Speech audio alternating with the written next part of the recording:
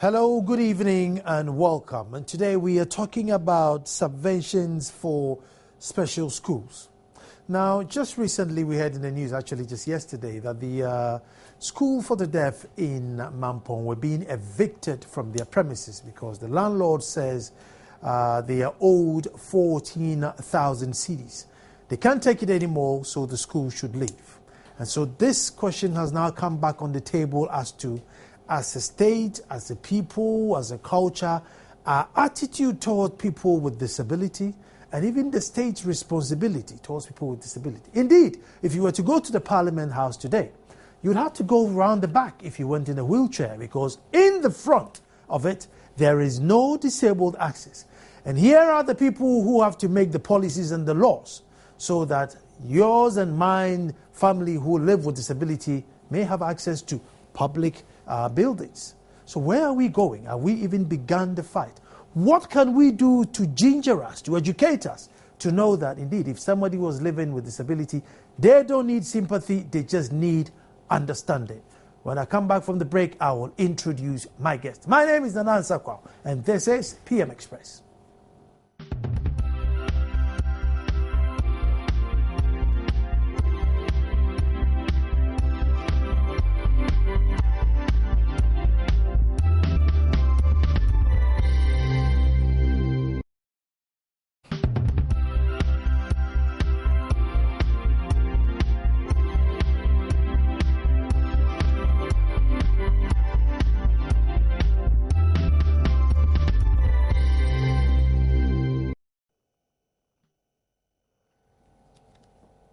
Hello and welcome back. The discussion, as I said in the intro, is government subvention for special schools.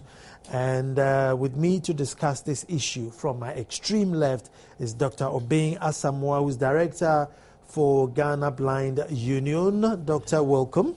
Thank you. And then to my immediate left is Charles Othaniel Abe, who is a Program Officer for Africa Development Program. Charles, you're welcome. Thank you, my brother. Thank you for having me. Well, the reason why I have summoned you to the studio today, called you this evening, is because of the news item. I don't know if have we got the news item ready? Okay, as soon as it's ready, I'll play it for you. But school for the deaf in Mampong is having problems where they owe their landlord 14,000 cedis. Now, I think it's a small amount, even though it's a small amount, considering it's a school. And I think they've been owing that money for quite some time now. The landlord is saying, look, you know what, I'm giving you a few days, pack yourself and your students and leave. Again, the walk from their dormitories to the classroom is quite of a bit of a trek. And they need to go on the this Brie Akropong road, and they walk on the side of the road. And the obvious challenge is that these are children or students who are deaf, so hard of hearing, and they might not hear a car coming, even though they might sense vibration, but still very dangerous. But they don't have a school bus. Now, I don't think they are asking for a lot. I don't think they are asking for a lot. I want to find out, is this problem only peculiar to the school for the deaf, or is this something that's cross-border? I'll start with Dr. Obeng. Thank you very much. First, I'll look at the situation at the school for the deaf.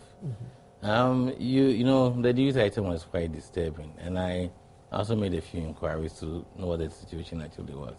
I think this situation shouldn't have been allowed to develop to this point. You have the school for the deaf. We have about 13 schools for the deaf. That's one in each region.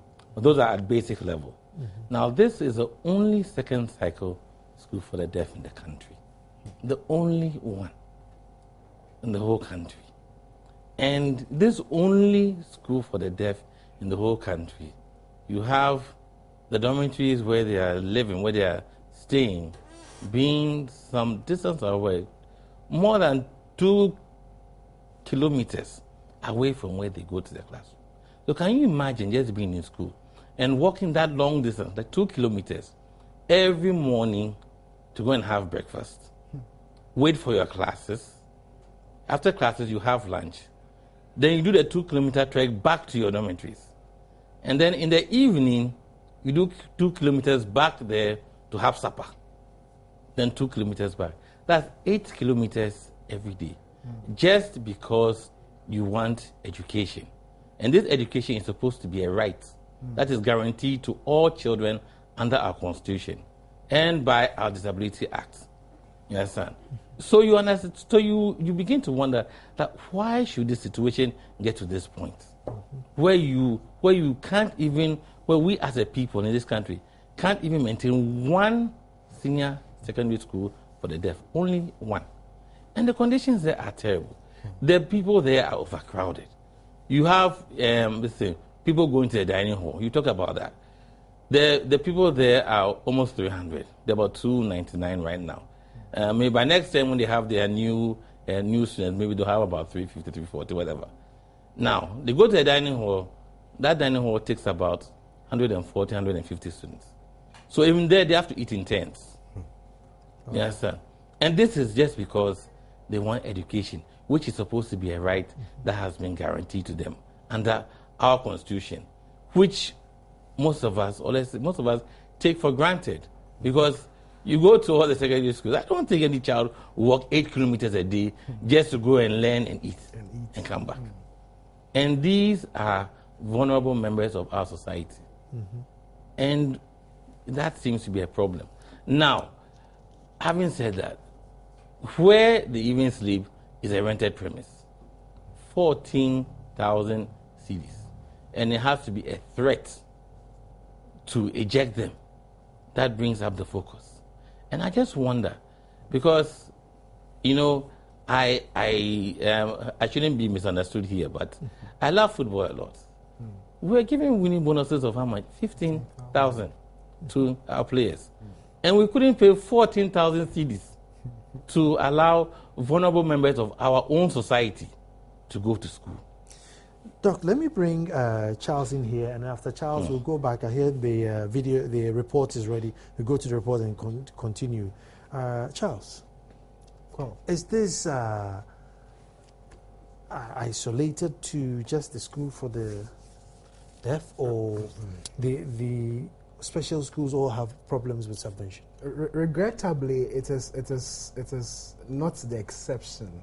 It is more of the norm. If you recall, sometime in May, Joy News amplified the Special Schools Association conference that was held in the Ashanti region. And you had about 34 of these schools together for the blind, the deaf, the intellectually disabled, and they had to come up with a communique to highlight the challenges. For instance, if you take the issue of administrative grants that are supposed to be released to these schools, it is what they use for teaching and learning materials. You see, even amongst the special schools, they have their own peculiar needs. If you take the schools for the blind and for the deaf, they have the opportunity to write the basic education, BEC exam.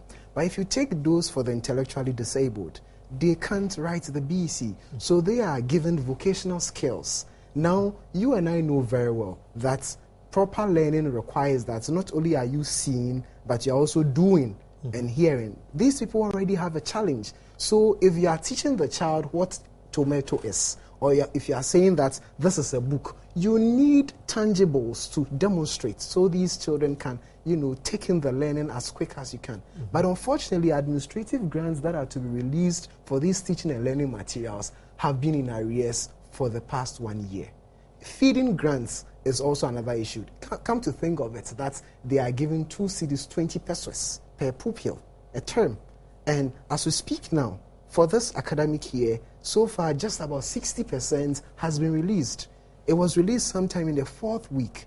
Now they have 10 days away to vacate. 12 December, most of them will begin going home. And state authorities, the duty bearers, government officials, are supposed to release the remainder of the amounts to them. Why are we treating our brothers and our sisters this way? Is it that they find themselves in that situation, and for the larger society we think we're okay, so we should not be concerned? It is more of the norm than the exception. And I couldn't agree more with the doc when he hits the nail right on the head.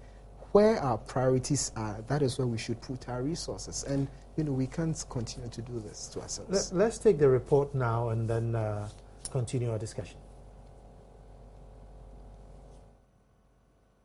For the past 38 years, the Senior High Technical School for the Deaf have virtually been living on donations and handouts from government and other corporate institutions. Efforts to revamp the operations of the school have not yielded much result. Thus, the school still does not have permanent structures. The school virtually has to live on the benevolence of some landlords to survive. But the landlords can take no more and are demanding that the school pays all monies owed them or risk being ejected. At the school's second speech and prize giving day, the headmaster appealed to government to immediately come to the aid of the school. On the 14th of this month, November, I received a letter from the property owner through the legal counsel with an ultimatum to pay an accruing debt of 14,800 cedis, which accrued from January 2011 to date, or face eviction. Our grace period ended yesterday, so any moment from Monday, we could be served with a notice of eviction, or we don't know what. We have the classrooms also built on other people's properties. So we are in pieces of properties and then having to cope with a property owners from every angle. Other dignitaries also joined in the appeal. There is only one secondary school for the deaf in Ghana, which is overcrowded, understaffed, under-resourced, and without space for development. Teaching and learning materials are either not available or inadequate. For example, an indispensable teaching material which should be found in every classroom of a school for the deaf is a projector. And yet, this school, as I hear, does not even have one. The Senior High Technical School for the Deaf is also saddled with other challenges, including the lack of computers, a bus to convey students to and from their dormitories, and special educational materials for the students. Dormitories leak badly whenever it rains, and the academic block have no places of convenience. Students must walk a dangerous 2 kilometers each day from their dormitories to their classrooms and stand the risk of being knocked down by vehicles. Despite the challenges, many have been tutored by their teachers to be self-reliant and demonstrated their capabilities by creating various works of art during the school's second speech day. So that was the sad report that has generated this conversation this evening. And okay, I'll go to the phone and speak to Reverend Charles Bekele, who is the president of and heads of special schools. Good evening, Reverend. Good evening, my brother. Welcome for joining the show this evening. And obviously, we are talking about subvention for special schools. Now, I'll just start to say, is there a provision in the budget for it? How come they don't get any money? As the speakers in the studio have already said, special schools in the country are woefully not well resourced. We should be having three main areas of subvention. That's the feeding grant, administrative grant, and then the capitation grant. Now, with the feeding grant, it's 20 pesos per child per day, which is very miserable. And we've had only 60% of this grant. Now, what is happening right now is that all the special schools, now we have 25 special schools, that is the ones for the deaf, for the blind, and the intellectually disabled, all over the country. Now, the heads are crying that the suppliers demanding the money. So the special schools are gradually running into bankruptcy just because we found ourselves in positions of managing this institution. I must confess that if you're a head in a special school these days, it's becoming more or less a yoke. Because if you take my school, for instance, we don't have an institutional vehicle.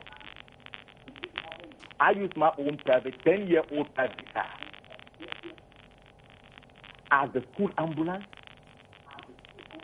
the school bus, the school truck. And because my institution is for the intellectually disabled, who frequently visit hospitals, and the nearest hospital from my school is about 10 kilometers away. Wow. And I send the students there almost every day. Now, why should we be handling children with disability? And we end up pumping our own money into running this institution. Now, listen carefully, my brother. Yeah. It is a fact that a nation's level of development is affected by its attitude towards people with disabilities. So you can just simply analyze the level of development of our dear mother Ghana. Situation where we have to be crying and begging all over the place for simple subvention. Now, goods and services, terribly in arrears. The schools for the blind can't get braille machines, they can't get things to work with. The schools for the deaf can't get materials to get them ready for the BECE. We should not even be talking about the schools for the intellectually disabled. For instance, in my school where we teach the children kente weaving, batiking, another vocational skill, we have to borrow this material. Reverend, let me come in here. Because, do they budget for subvention? And indeed, is the budget paid? Because at the end of the year, we hear that we've spent more than we made. I mean, do you guys do your budget and send it to the finance that, look, we need X amount of money for food, for this? Do you do that? Yeah, this special education and the special education division. Okay, headquartered in Accra. At the end of every year, budgets are presented. But the payment is the problem. Are you getting me? Come again. At the end of every year, the budget is presented. Prepared by the special education division. With input from the various institutions. Because we prepare quarterly reports. Based on this and other inputs, the special education division. And are they approved? The budget, and that's over. And are the budgets approved and money is released? And that is where the question is. If we are living in an era of there's no money, there's no money, there's no money. Yes, Reverend, stay. Actually, no, I'll stay with you, Reverend. I mean, because you're a Reverend. I mean, why? Because if these schools were miracle centers, we would have all been flocking to donate to the schools. So, as a people, why don't we help our brothers and sisters, who have a disability or one form or the other? Because we, as a society, we don't also seem to care, even though the government also doesn't care. The picture being painted here is just take care of yourself, forget about the people with disabilities. As a matter of fact, if the government isn't able to solve these institutions very well, we have a lot of multinational companies and a whole lot of mining companies, a whole lot of rich guys in the system who can do some donation to these institutions. But here you are, you go to a company, they'll tell you things are not so well with us this year, come next year. Yeah, but it's not their responsibility. And you begin to be fed up. Rev, stay on there. Let me come to Doc. Doc, I was just trying to find out that as a people, as a community, we don't find ourselves rallying around and donating maybe sanitary towels or toilet roll, bags of rice to give to special needs schools. Do we do as much? Well, I'll say that. To be truthful, we have some corporate institutions and some benevolent persons who do that. I mean, once in a while, a bag of rice, some clothes here and there, and things. But I don't think that special schools should survive on donations from philanthropists or individuals. I think special schools, constitutionally, they are the responsibility of government. And the state has that job to take care of all its citizens. These people in the special schools, these children, the teachers, the headmasters, they have as much rights as any other citizen of Ghana. So there's no reason why we hear of government-assisted schools, we hear of government model schools, we hear of government putting up schools, and we hear this thing, we've been hearing this thing from our grandfather's time, and we still do not have enough government focus on these special schools. What I want to put down is that the special schools should not exist by dint of charity. That shouldn't be the case. What happens now is almost all the things that are there are given by charity. I know GIFEC, for example, they are doing well. They are putting up computer labs. They're giving computers to a lot of the schools and all that. And I know that but that isn't the end of the story. You have schools with very limited infrastructure. You have schools that were built so long ago, and still they have problems, and nobody seems to care about how to expand these facilities, how to make them inclusive. Even right now, as we sit here, blind persons, for all this time, have been denied the right to do maths and science. Now special education is making an effort to introduce maths and science. Where are the facilities? Since I was a younger person, sometimes I've heard about science workshops for boys, for girls. I've heard about maths workshops, but I've never heard about anything that will focus maths and science on children with disability. You know, as I said right now, it's now that special education is trying to do something like that. But where are the facilities to do this? And those facilities, I know maybe some philanthropists will donate something, but that should be only to support government efforts. Exactly. It's government's job to make sure that these schools are equipped. Actually, in the disability law, at the paragraph 17, it says so, that the minister has to make sure that she designates institutions and schools, and they are equipped with equipment and facilities to make sure that disabled children are able to benefit from education. But if we send our children to school and they are disabled and they do not have any equipment to learn with, look at what the deaf people are going through. They do not have sign languages to even explain what they are teaching to them. No interpreters. And how do they make it? You go to the blind schools, they don't have textbooks. How do they make it? You understand? And I've been to some public schools where children with physical disability can't even go to the toilets because there's no facility. Some people have to crawl on their hands and knees to the toilets. And this is 21st century Ghana. Wow. You see, these are things that sometimes you look at and you wonder, because the Constitution, as I keep going to, is made to benefit all citizens of the land. And so you can't cut out a point and say, oh, when we have enough, then we'll look at them. There's not enough money. I come back to this, that it's a matter of priority. What do we see as important in our country? You see, we use money for so many things. We have heard a lot of things.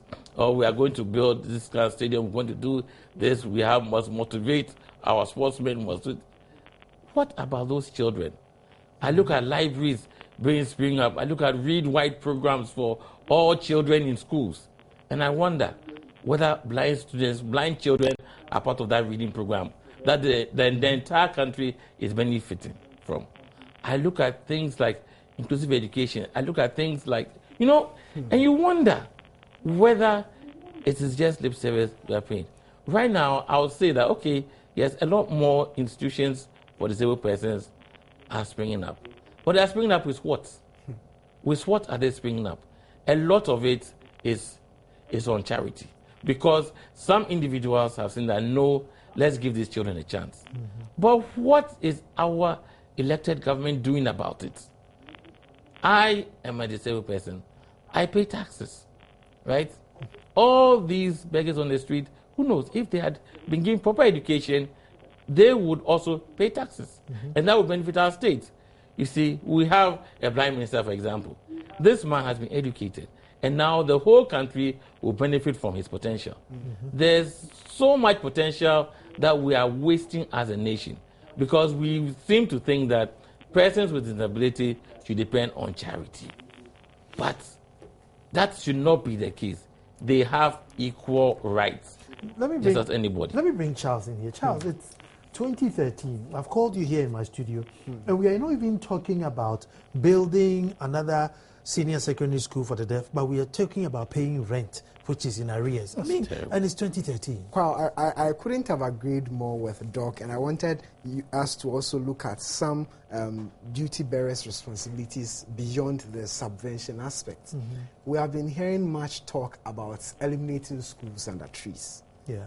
Have we heard what investments that have gone into revamping these special schools to give them the facilities that they need to survive? I mean, look at this documentary.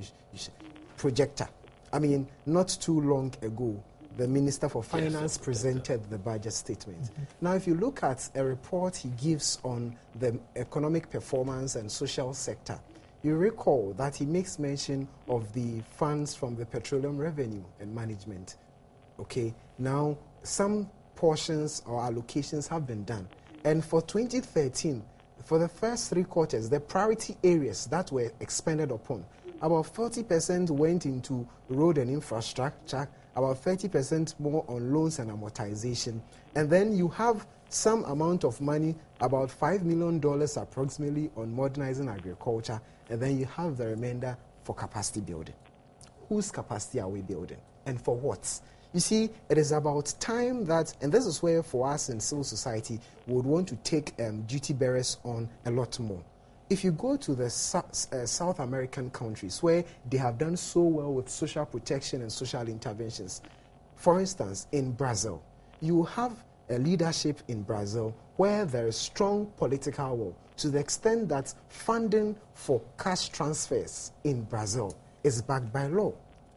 You put money where your mouth is. And so if you look at the 2010 population and housing census, we still don't have the final details, but we know it will come on. Doc will tell you that the numbers of disabled persons is increasing, is going up. And the questions we need to ask ourselves as a people is that in the next 5 years, what should we do to ensure that we can tap into this huge resource and potential we have from these persons? Talk of the new policy that seeks to, cancel out allowances for teacher trainees. No matter the intent of it, you can't use one brush to paint everybody. For instance, check the numbers of teachers we are training for the special schools. Check the numbers. And so you come out and say that, look at this documentary. Do you think that my junior brother out there, or even myself, I'll be encouraged to want to go and study special education at the College of Education or even Winneba to enter into a special school to teach, where I know that the instructional materials will be non-existent, and even the motivation that will keep me in school? You say that you have taken off allowance. So you can't really, when you want to implement a policy, you want to look at several aspects of it before you come up with one stroke that says that, okay, I've taken off all allowances for teacher trainees. Meanwhile, you want to attract the quality resources that are needed for our brothers in the special schools.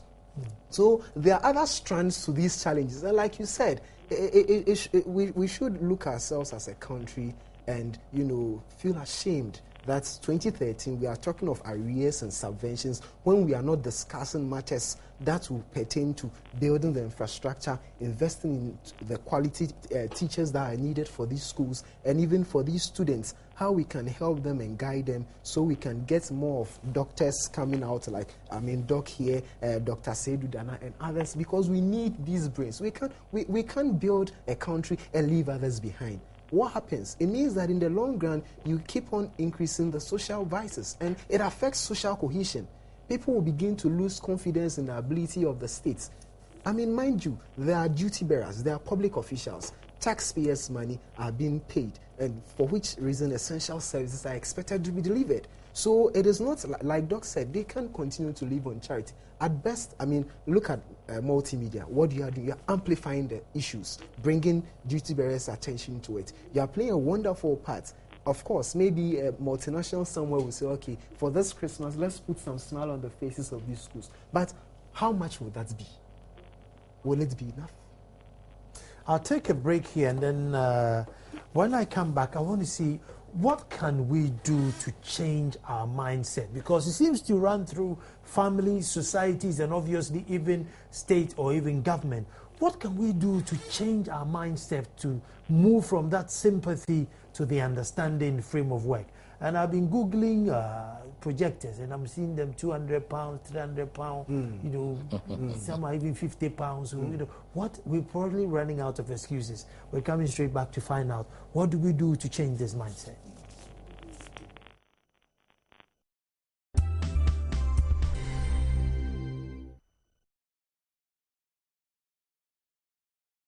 Discussion. It's a subvention for special schools. It is their right. It is not a privilege. Indeed, they don't even have to say thank you when you give it to them, because it is their birthright.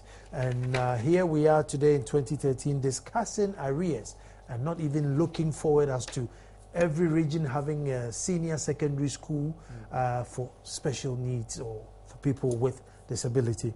Do I have Reverend on the phone still? Or? Have I got Reverend on the phone? I don't think so. Okay, he's on. Okay. Hello, Reverend. Hello, Reverend. Reverend Charles? I think he can hear me. So I'll start with the studio. Dr. Bing, I just want to find out, are we training our children in kindergarten today to think differently than us? Or are we going to leave them to grow and also become like us, and then see their brothers and sisters with disability as second, third class citizens? Are we doing something deliberately for them to understand that don't sympathize with her or him, just understand him? Speak louder because she can't hear, point, you know, and be slow because he can't see, and it doesn't make him any different than you. He's the same as you. Well, I think over the years, you know, because we've had this concept of this segregated school system, where like you put all blind children in one school and you put all, disabled children here, and then you have the non-disabled children also going to the schools. That hasn't worked too well. But I know that now there's a leaning towards inclusive education. I think Ukwepaman is doing that. Yes, we have inclusive. We have a couple of schools around the country. We have like Wa Secondary, we have Beijing, we have Cape Coast National and all that. But the thing is that we, as a country, over the years in the past, we have not had an inclusive education policy that has governed the way we handle these things. So special education has been doing its best, but they've really not had a policy. You know, Ghana Education Service has its general policy about educating all children, but there was really no clear policy on inclusive education and special needs. I'm happy to see that as we sit here, special education in collaboration with Ghana Blind Union and other stakeholders, and we are funded by Star Ghana and a few other NGOs like World Education and all that. We've sort of put together what is now a draft policy. Ministry of Education has been involved in that, a draft policy on inclusive education. And this is going to be submitted to the Minister of Education, and hopefully it will be adopted as a policy on inclusive education. And hopefully that would, I can't say that is the end in itself, but it's a guiding principle that if we go by it, and if we are able to muster up enough political will to make sure that it is implemented, I believe our terrain will change. You see, when it comes to children don't actually discriminate. So you can have, we've had a few schools where we've had blind children, and they mix very well with their non-disabled children. I mean, they play, they fight, they scramble, they pick up, they hold hands. children don't have the problem that adults have. And we believe that when children grow up like that, then they appreciate and respect each other more. So that should be the system. And like I said, we have inclusive schools, and it's working there. I mean, where you have schools like Okapmine, for example. Their head prefect is a blind boy. Yeah. And he was elected. You see? And I hear he campaigned vigorously. Yes, he campaigned, and he was elected. I mean, by, the entire school, blind and non-blind alike. So that is the kind of society that we must seek to build, where a person is not judged by his disability, but rather by his ability. That is what we should look for. And that is what we should let our children be able to notice, the ability. My children go to school with their counterparts, and they are proud to tell their counterparts that their daddy can't see, he's blind. And they are proud to tell their children about the things I do for them. You understand? That is the society that I think we should be building. But to do that, then we must start it from the top. Then our leaders must demonstrate that when you are providing for everybody, you provide for everybody equal. So if I provide for a non-disabled community, non-disabled school, and I'm able to provide them with textbooks, I'm able to provide them with laboratory equipment, I'm able to provide them with equipment to teach maths, I'm able to make sure that they get scholarships and they go high, I will do the same for disabled children. I'll make sure that disabled children also have the requisite equipment, they have the requisite facilities, they are able to have textbooks, to do exams, and also to win scholarships and go. When it comes from that level, then our children grow up knowing that they are equals and they are competing on equal terrain. Right now, many blind or let's say persons with disability, they go to school and they have limited subject areas. And it's not because they can't do the other subjects, but the facilities are not there for them to do them. You see, meanwhile, our sighted counterparts will go through, and they have the facilities, and they go through. Then at the end of the day, when they finish, then now they will start looking back and say, oh, then they are giving charity to help us along. That is not what we need at this time of our development as a country. I think we need equal opportunity. Very good. I think I have Reverend on the line now. Hello, Reverend. Hello, my dear one. Very good. Reverend, I was asking, as a society or people or state, are we making intentional and deliberate efforts to train our young ones to learn to respect or treat people with disability better than we do? Because obviously, as our generation have completely failed. As a matter of fact, the younger ones are copying what we do as elders of the community. If we fail them, definitely they will follow up. So we need to start putting measures on the ground as a people. The media should be involved as we're doing right now. Which not only issues for political parties and things to be pride issues, but let's think about special education. So find a way of resourcing it everywhere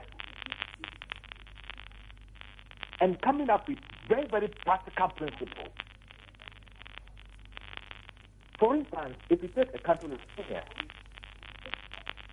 where their capitation is double of that given to the non-disabled child in the school, the disabled child gets a double of the capitation given.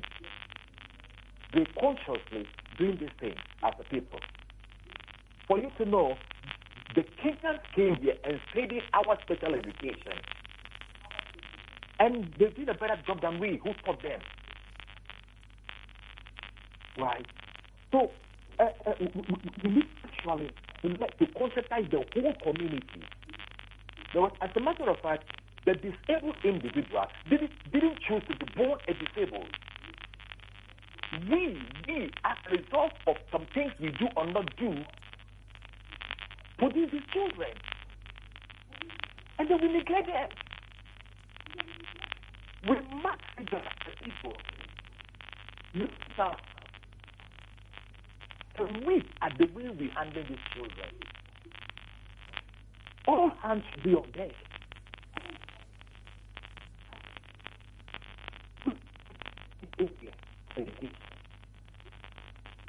Computers are being distributed all over the place. Can't you produce material for the children who need hands-on demonstration to work effectively? Okay, Rev, thank you very much. I'll take a break here, and then when I come back, we'll continue. But I'm just desperate to find a way forward. So when we come back, we're still going to find out what's going to be the way forward. I like that inclusive thing, but then that means that if there are two people in class who got hearing impairment, that class should have two teachers, one doing the sign and then one teaching. And at the moment, we can't even supply a projector. How are we going to move forward to that? Which is a very good thing, you know, so we need to push it back. How are we going to do it? We're coming straight back.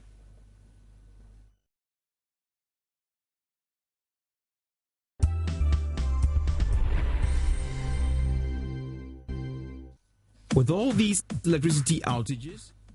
Oh, okay. Sorry. The advert was coming. I didn't think I was back on there. Well, the conversation begins. Subvention for special schools, not, which they are not getting. But you see, you and I are part of the problem. Because come 2016, we will queue up in the rain, in the sun, and go and vote. And not one of us will demand that, hey, what is your policy for people with disability? We won't. So then if somebody gets into high authority, and you haven't demanded it, they think it's free. I can do what I want because the people are not even demanding it. So I think we need to change our psyche. But, you know, I'll go to Charles. Doctor said this policy, which I think is fantastic, the inclusive thing. But my issue then is that now we need to have two teachers in the class. Probably one to do Braille and one to do sign language or, you know, either way, depending on the mix in the classroom. There's nothing wrong with it. They're entitled to be there. But can we manage it as a people? I mean, we can't even just manage the simple, straightforward one class and 30 pupils. Exactly the point. So, I mean, it's important you introduce the bit of looking at the solutions, the way forward. And in this instance, very practical and concrete actions. Let's understand that some years ago, we had, you know, girls left behind as far as basic education was concerned. We sat down as a country and said, no, let's have affirmative action. Policies that would drive spare enrollment, access by girls to education. I think we need to do some in the area of special education to correct the deficiencies we have. For instance, like we're discussing Osei, to begin with, the allowances for teacher trainees. Yes, government may have its own eye on, you know, fiscal issues, and for us in social development, that is our concern. When it gets to moments of austerity, the social sector suffers first. But we will not hold it against them. But we are saying that the teacher trainee allowances make an exception for special education. Bring back allowances to entice persons to want to go to the, because it's a very difficult terrain. And you need to motivate people. You need to attract the quality human resources so they can make the difference in the lives of our brothers and sisters. So that is a concrete action, a step that we expect government to take. Secondly, we want to put up new infrastructure, 50 secondary schools per year. What is the plan for these 50 schools?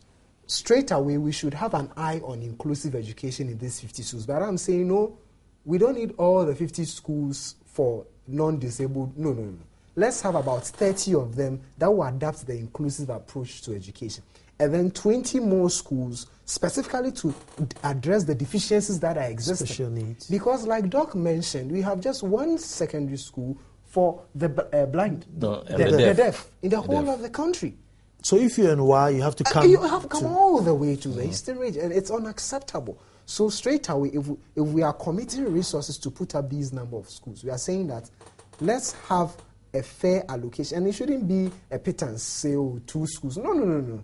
It will not be enough to address it. Then we also need to go to the basic education level, where there are challenges with teaching and learning materials. Yes, the finance minister will say the budget statement he presented was a summarized version.